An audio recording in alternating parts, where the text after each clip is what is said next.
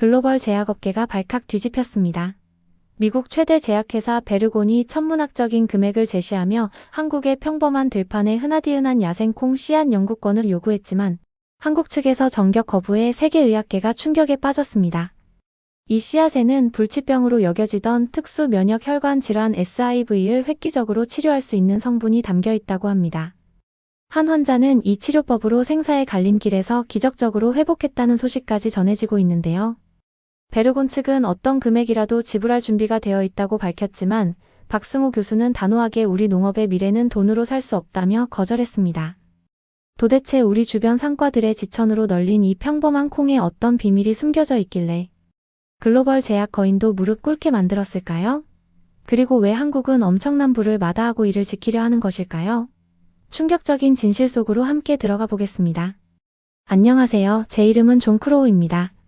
전에는 뉴욕시에 있는 베르곤 제약회사에서 최고 과학자로 일했어요. 제가 원했던 모든 것을 가지고 있었죠. 좋은 동네에 큰 집, 사람들이 존중해주는 중요한 직업, 그리고 무엇보다도 저의 멋진 아내 에밀리가 있었습니다. 삶이 좋았고 그것이 변할 거라고는 상상도 못했어요. 그러다 우리 세상을 뒤집어 놓은 그 일요일 아침이 왔습니다. 제가 아침 식사를 준비하고 있을 때 화장실에서 쿵 하는 소리가 들렸어요. 뛰어가 보니 에밀리가 바닥에 쓰러져 있었고 고통에 일그러진 얼굴로 머리를 붙잡고 있었습니다. 에밀리는 너무 아프다고 속삭였어요. 제 심장이 쿵쾅거리며 구급차를 불렀습니다. 병원에서는 에밀리를 일주일 동안 입원시키고 검사를 계속했어요. 저는 불편한 의자에 앉아 맛없는 커피를 마시며 좋은 소식이 있기를 기도했습니다. 하지만 의사의 표정은 그가 말하기도 전에 모든 것을 알려주었어요. 부인은 SIV- 특수 면역 혈관 질환을 앓고 있습니다. 의사가 설명했어요. 매우 드문 병입니다. 치료비가 비싸고 보험으로는 모두 커버되지 않을 겁니다. 저는 고개를 끄덕였지만 속으로는 공황 상태였습니다. 우리의 저축은 미국 의료비로는 오래가지 못할 거였어요. 매달 수천 달러가 들 것이고 에밀리는 최상의 치료가 필요했습니다. 몇 주가 지나면서 에밀리는 점점 약해졌어요. 제가 결혼했던 밝고 활기찬 여성은 이제 대부분의 날을 침대에서 보냈습니다. 눈 밑에는 다크서클이 생겼고 웃는 모습도 드물어졌어요. 그녀가 고통받는 것을 지켜보는 것은 너무 무력하게 느껴졌습니다. 그러다 직장에서 예상치 못한 기회가 왔어요. 회사 회의 중에 제 상사인 마커스 헌팅턴이 테이블에 보고서를 탁 내려놓았습니다. 모두가 그것을 보려고 앞으로 몸을 기울일 때 방은 조용해졌어요. 이 보고서는 한국에서 자라는 야생콩 씨앗에 관한 것입니다. 마커스가 발표했어요.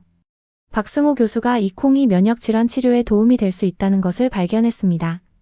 만약 우리가 이 콩에 대한 권리를 얻는다면 우리 회사는 수백만 달러를 벌 것입니다.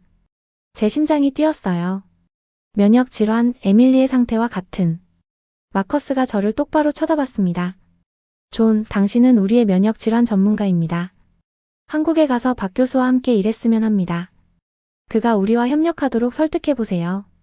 모두가 제 대답을 기다리며 바라봤어요. 저는 두 방향으로 찢어지는 느낌이었습니다. 이 여행은 제 회사에 도움이 될 수 있지만 더 중요한 것은 에밀리를 구할 수도 있다는 것이었어요. 한국은 또한 미국보다 의료비가 저렴했습니다. 제가 박 교수와 일하는 동안 에밀리가 그곳에서 치료를 받을 수도 있었어요. 그날 밤 저는 에밀리의 침대 곁에 앉아 한국에 대해 이야기했습니다. 처음에 그녀는 혼란스럽고 걱정스러워 보였어요. 한국? 그곳은 너무 멀잖아요. 에밀리가 약하게 말했어요. 그리고 그들의 의료 시스템은 우리 것과 완전히 다를 거예요. 저는 밤새 검색하며 조사한 다음 에밀리에게 제가 찾은 모든 것을 보여주었습니다. 한국의 의료비는 여기보다 절반 이하로 들어요. 몇 주를 기다릴 필요 없이 바로 검사와 치료를 받을 수 있어요. 그리고 박 교수의 콩 연구가 실제로 당신의 상태에 도움이 될 수도 있어요. 에밀리는 여전히 불확실해 보였어요. 하지만 우리는 그곳에 아는 사람이 없어요. 우리는 한국어를 할 줄 모르잖아요. 우리 회사가 정착하는 데 도움을 줄 거예요. 저는 그녀를 안심시켰습니다. 그리고 생각해봐요. 우리는 여기서 선택지가 점점 줄어들고 있어요. 우리의 저축은 빠르게 사라지고 있어요. 천천히 저는 에밀리의 눈에서 걱정이 새로운 것과 섞이는 것을 보았어요. 작은 희망의 불꽃이었습니다. 그녀는 고개를 끄덕였습니다. 좋아요. 한국을 시도해봅시다. 2주 후 우리는 서울행 비행기에 탑승했어요. 구름 위로 날아오르면서 저는 옆에서 평화롭게 자고 있는 에밀리를 바라봤습니다. 한국에서 우리를 기다리는 것이 무엇인지 알 수 없었지만 몇 달 만에 처음으로 희망을 느꼈어요. 정말 어쩌면 이 여행이 에밀리의 생명을 구할 수도 있을 것입니다. 그리고 어쩌면 그것이 제 인생을 제가 아직 상상할 수 없는 방식으로 변화시킬 수도 있겠죠.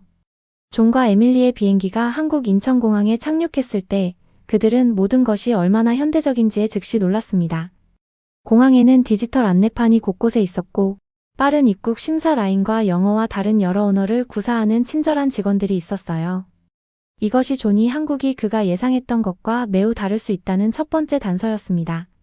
짐을 찾은 후 그들은 존의 회사에서 고용한 가이드인 민규 씨를 만났어요. 민규 씨는 그들을 따뜻하게 환영하고 임시 거처로 안내했습니다.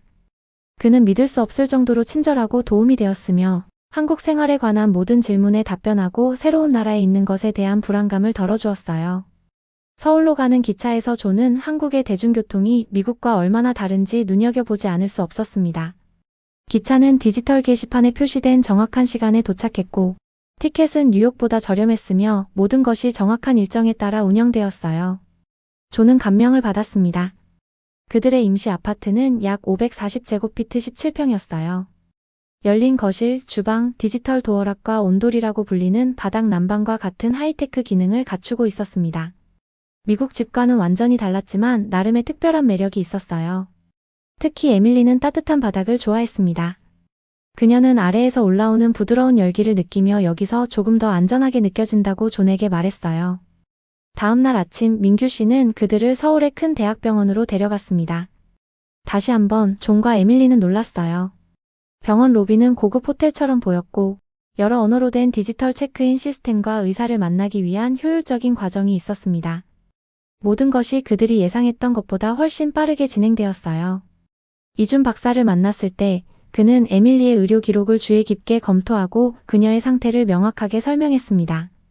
이준 박사는 이 질병을 완전히 치료하기는 어렵지만 한국의 최신 치료법과 빠른 대응 시간으로 합리적인 비용으로 효과적으로 관리할 수 있다고 말했어요. 그는 미국에서는 예약하는데 몇 주가 걸릴 MRI와 같은 특별한 검사가 한국에서는 바로 할 수 있다고 언급했습니다. 이준 박사의 진지하면서도 친절한 태도는 존과 에밀리가 안도감과 희망을 느끼게 했어요. 존은 한국이 그가 알지 못했던 많은 장점을 가지고 있다는 것을 알기 시작했습니다. 병원은 깨끗하고 효율적이었고 의사들은 지식이 풍부하고 배려심이 있었으며 모든 것이 미국보다 훨씬 빠르게 움직이는 것 같았어요. 이미 그들은 한국에 오는 것이 올바른 결정이었다고 생각하기 시작했습니다. 에밀리는 작은 미소로 존을 바라보았어요. 그녀는 이것이 자신이 예상했던 것과 다르다고 속삭였고 아마도 여기서 정말 희망이 있을지도 모른다고 말했습니다. 에밀리의 건강이 존의 가장 큰 관심사였지만 그는 회사를 위한 중요한 일도 해야 했습니다. 베르곤 제약회사는 그에게 박승호 교수와 함께 일하며 야생콩 씨앗으로 새로운 약을 개발하고 글로벌 특허약을 만들고 판매할 수 있는 특별한 권리를 얻기를 원했어요. 박 교수는 그냥 평범한 과학자가 아니었습니다. 그는 한국 농업을 보호하기 위해 수십 년 동안 야생콩 씨앗을 수집하고 연구해왔어요. 그는 경제 위기 때 한국이 특별한 고추 씨앗을 외국 회사에 팔아야 했던 때를 기억했습니다. 그 후에 한국 농부들은 자신들의 고추를 재배하기 위해 외국 회사에 돈을 지불해야 했어요.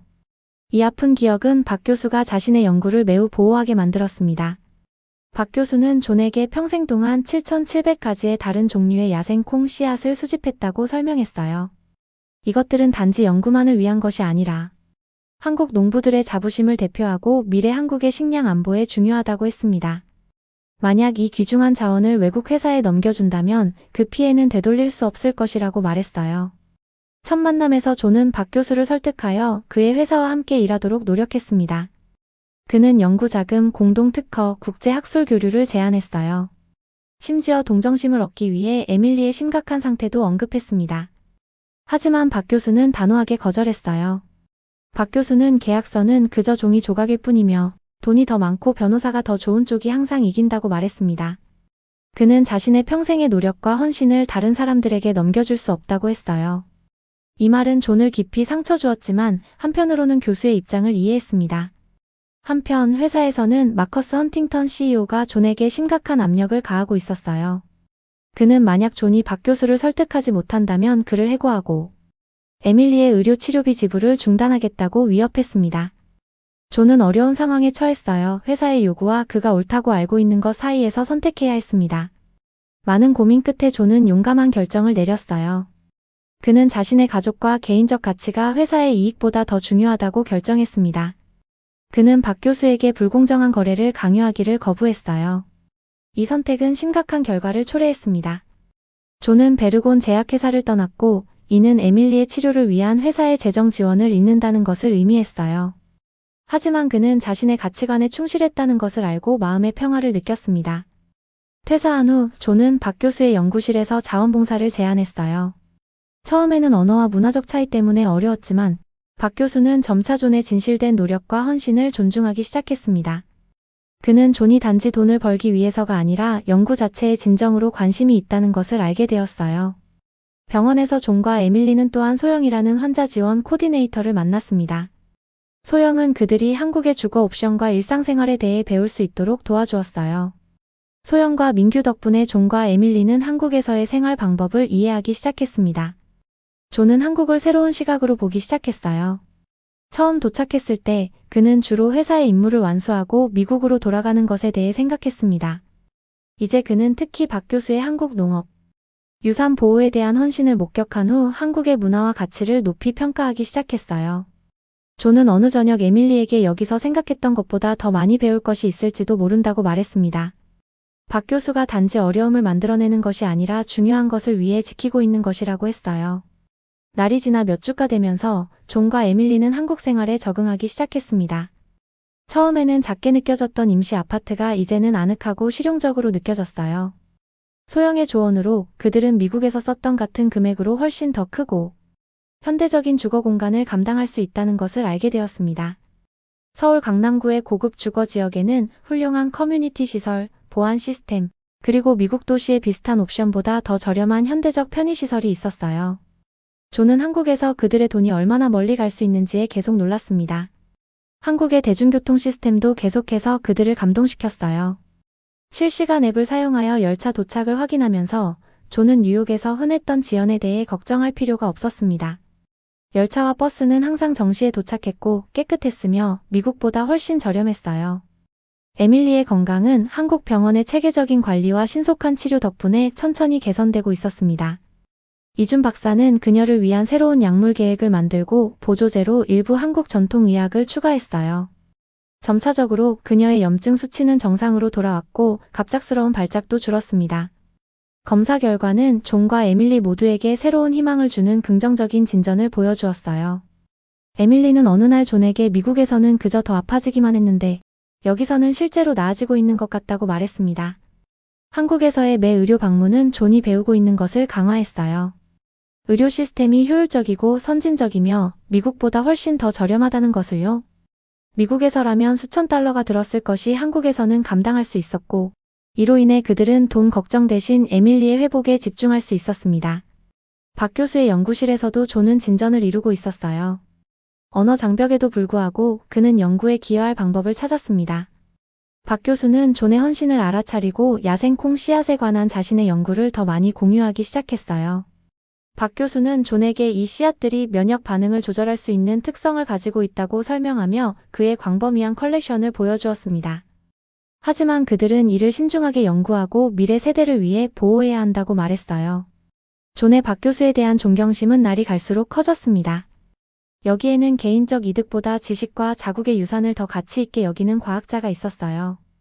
이는 베르곤 제약회사의 이윤 중심 사고방식과 뚜렷한 대조를 이루었습니다.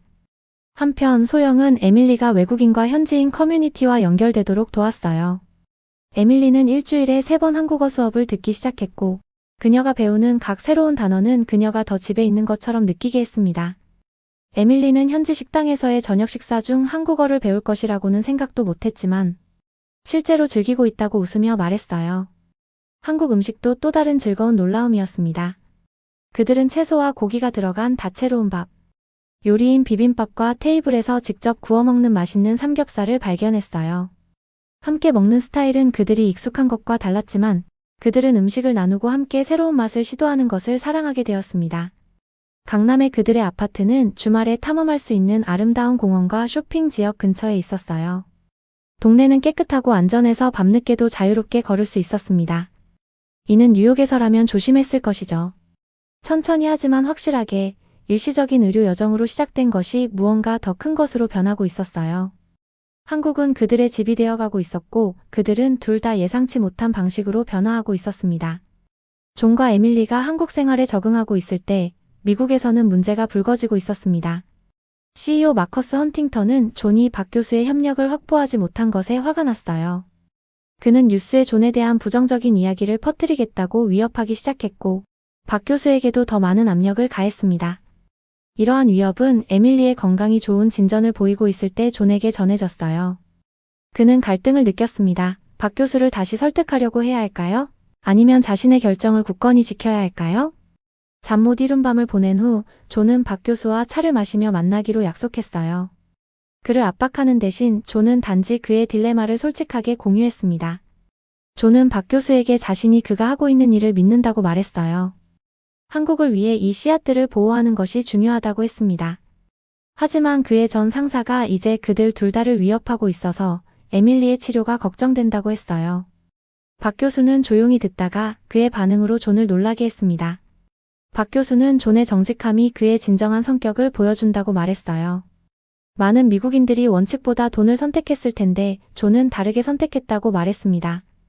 그 대화는 그들의 관계에서 전환점이 되었어요. 박 교수는 존에게 그의 연구실에서 연구 조교로 일할 수 있는 자리를 제안했습니다.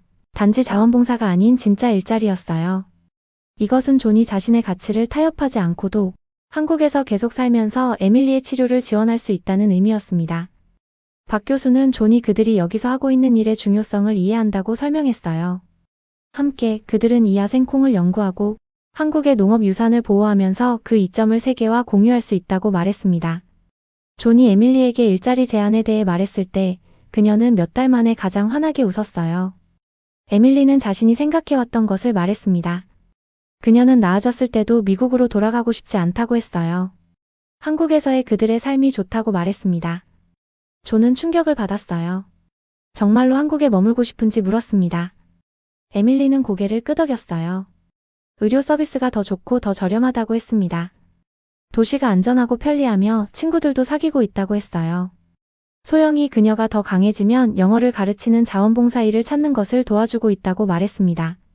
그들의 결정은 내려졌어요.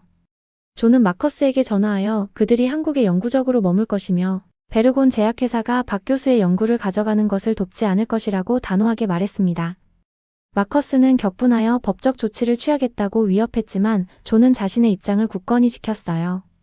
다음 몇 주는 마커스가 자신의 위협을 실행에 옮길지 지켜보며 긴장된 시간이었습니다. 하지만 박 교수와 그의 인맥의 도움으로 그들은 한국 법률팀과 상담했고 그 팀은 마커스가 그들에게 실질적인 사건을 갖고 있지 않다고 확신시켜 주었어요. 안도감이 그들을 감쌌습니다. 1년이 넘는 시간 동안 처음으로 그들은 진정으로 자유롭다고 느꼈어요. 존의 전 회사의 압력으로부터 자유롭고 미국에서 직면했을 엄청난 의료 부채로부터 자유로웠으며 그들이 가장 필요로 할 때 그들을 환영해준 나라에서 새로운 삶을 건설할 자유가 있었습니다. 에밀리는 어느 저녁 한강을 따라 걸으며 존에게 처음 한국에 왔을 때 단지 치료를 받을 장소라고 생각했다고 말했어요. 여기서 집을 찾게 될 거라고는 상상도 못했다고 했습니다. 존은 그녀의 손을 꼭 잡았어요. 때로는 인생에서 가장 좋은 것들이 가장 예상치 못한 곳에서 온다고 말했습니다. 한국에 도착한 지 1년 후 존과 에밀리의 삶은 완전히 변화했습니다. 에밀리의 건강은 이준 박사의 치료하에 극적으로 향상되었어요. 여전히 정기적인 검진이 필요했지만 그녀의 상태는 안정적이었고 수년간 느끼지 못했던 에너지를 가지게 되었습니다. 매주 병원에 방문할 때마다 의료진은 그녀의 놀라운 회복에 감탄했어요. 처음에는 의사들도 이 정도의 진전을 예상하지 못했다고 합니다. 에밀리는 이제 약물 복용량도 절반으로 줄었고 예전처럼 작은 여행도 계획할 수 있게 되었어요. 한국의 차분한 환경과 깨끗한 공기도 그녀의 회복에 큰 도움이 되었다고 의사들은 말했습니다. 존은 박 교수의 연구실에서 새로운 역할에 잘 적응하고 있었어요. 함께 그들은 야생콩 씨앗의 화합물이 면역 질환을 가진 사람들을 어떻게 도울 수 있는지 이해하는 데 중요한 진전을 이루고 있었습니다. 그들의 연구는 국제적으로 주목을 받고 있었지만 이번에는 한국의 씨앗에 대한 권리를 존중하는 방식으로 공유되고 있었어요. 연구실에는 세계 각국에서 온 과학자들이 방문하기 시작했고, 존은 그들에게 연구 진행 상황을 설명하는 역할을 맡았습니다. 미국에서보다 더 의미 있는 연구를 하고 있다는 성취감은 존에게 매일을 기대하게 만들었어요. 그는 이제 수익보다 사람을 먼저 생각하는 연구의 가치를 깊이 이해하게 되었습니다. 존은 기본적인 한국어를 말하는 법을 배웠고, 주변을 돌아다니고 동료들과 간단한 대화를 나눌 수 있을 정도였습니다. 에밀리는 더 많은 진전을 이루어 이제는 가게 주인들과 대화하고 이웃들과 친구가 될 수 있었어요. 그들은 임시 아파트에서 공원 근처의 아늑한 투베드룸 집으로 이사했고, 그곳에서 종종 저녁 산책을 했습니다. 소영은 그들의 가장 가까운 친구 중 한 명이 되었고, 정기적으로 그들을 가족 모임에 초대했어요. 그곳에서 그들은 한국의 전통 명절과 풍습을 경험했습니다. 민규도 여전히 가끔 저녁 식사를 함께하며 그들이 한국 생활에 얼마나 잘 적응했는지에 대해 자랑스러워했어요. 그들의 새 동네는 이제 고향처럼 느껴졌습니다. 그들은 지역 시장의 주인들을 알게 되었고, 직원들이 이름으로 인사하는 단골 식당이 있었으며 한국의 일상생활을 중심으로 한 루틴이 생겼어요. 재활용을 제대로 분리하는 것부터 계절 음식을 즐기는 것까지. 에밀리는 방과 후 프로그램에서 한국 아이들에게 영어를 가르치는 자원봉사를 시작했습니다. 비록 쉽게 지쳤지만 열정적인 학생들과 함께 일하는 기쁨은 그녀에게 목적과 더 강해지기 위한 동기를 주었어요. 에밀리는 존에게 아이들이 그녀를 아픈 사람으로 보지 않는다고 말했습니다. 그저 우연히 미국에서 온 선생님으로만 본다고 했어요. 그것이 상쾌하다고 말했습니다. 존과 박 교수의 관계는 진정한 우정과 멘토십으로 발전했어요. 나이 든 과학자는 존을 아들처럼 대하기 시작했고, 수십 년 동안 모은 지식을 공유하며 그들의 연구에 중요한 측면을 맡겼습니다. 어느 날, 박 교수는 연구실의 모든 사람을 놀라게 하는 발표를 했어요. 그는 세계와 의학적 혜택을 공유하면서 한국의 식물 유산을 보호하는 데 전념하는 비영리 재단을 만들기로 결정했습니다. 그는 존을 재단의 국제이사로 지명했어요. 박 교수는 함께 그들이 이 자원이 인류에게 혜택을 주면서도 한국의 국보로 남을 수 있도록 할 것이라고 설명했습니다. 가치 있는 모든 것에 가격표가 있어야 하는 것은 아니라고 했어요. 재단은 한국 정부와 윤리적 의학 연구에 전념하는 여러 국제기관의 지원을 받았습니다. 이는 존이 앞으로 수년 동안 그가 믿는 일을 하며 안정적인 직업을 갖게 될 것임을 의미했어요. 미국에서는 베르곤 제약회사가 결국 그들의 공격적인 전술에 대한 부정적인 언론 보도에 직면한 후 박 교수의 씨앗에 대한 추적을 포기했습니다. 마커스 헌팅턴은 회사 구조 조정 후 CEO에서 교체되었어요. 존은 가끔 뉴욕에서의 그들의 옛 생활을 생각했습니다. 넓은 집, 그의 명망 있는 직업, 그리고 그들이 뒤에 남겨둔 익숙한 환경을요. 하지만 에밀리가 한국 친구들과 웃고 있거나 아파트의 따뜻한 바닥에서 쉬고 있는 그녀의 얼굴에서 평화로운 표정을 볼 때마다 그는 그들이 잃은 것보다 훨씬 더 많은 것을 얻었다는 것을 알았어요. 에밀리의 병전에는 거의 알지 못했던 한국은 그들에게 치유, 목적, 그리고 공동체를 주었습니다. 효율적인 의료 시스템, 안전한 거리, 신뢰할 수 있는 교통, 그리고 따뜻한 사람들이 의료 비상사태를 예상치 못한 축복으로 바꾸어 놓았어요.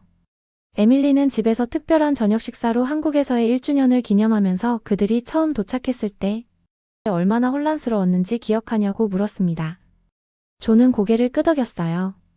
그는 단지 에밀리의 치료를 받고 가능한 한 빨리 미국으로 돌아갈 것이라고 생각했다고 말했습니다. 에밀리는 미소를 지으며 한국 보리차 잔을 들고 이제 그들을 보라고 말했어요. 때로는 가장 좋은 여정이 우리를 계획하지 않은 곳으로 데려간다고 했습니다. 그들이 아파트 창문에서 서울의 스카이라인을 바라보며 존은 때로는 새로 시작하는 것이 뒤에 무언가를 남겨두는 것에 관한 것이 아니라 새로운 것을 찾는 것에 관한 것임을 깨달았습니다. 그들의 경우 그들은 치유, 목적, 그리고 그들이 진정으로 속한 장소를 찾았어요. 한국은 더 이상 지도 위의 한 국가가 아니었습니다. 그것은 집이었어요. 오늘의 영상은 여기까지입니다. 오늘의 사연 재밌게 보셨다면 좋아요와 구독 꼭 부탁드릴게요. 다음에도 여러분의 마음을 울릴 수 있는 진솔한 이야기로 찾아뵙겠습니다.